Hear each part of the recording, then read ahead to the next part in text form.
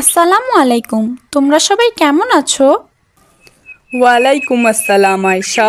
আলহামদুলিল্লাহ, আমরা সবাই ভালো আছি। তুমি কেমন আছো?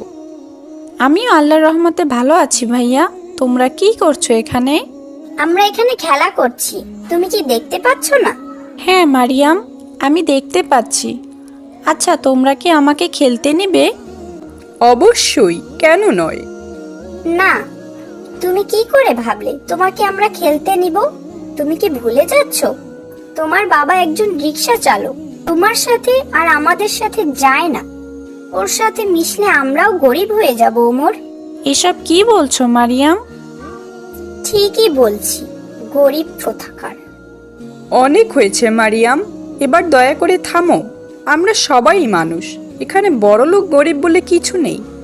আমাদের মহানবী সাল্লাল্লাহু আলাইহি সাল্লাম, তিনি ছিলেন মাটির মানুষ। তিনি সবার সাথেই মিশতেন, এমনকি কাফেরদের সাথেও। সবাইকে ইসলামের দাওয়াত দিতেন। তার টাকা পয়সার অভাব ছিল না, তবুও তিনি নিজে কঠোর পরিশ্রম করতেন। এভাবে কাউকে কষ্ট দিতেন এই মারিয়াম। ইয়ে আল্লাহ, আমি কত বড় পাপ করে ফেলেছি। আল্লাহ আমাকে মাফ করুন।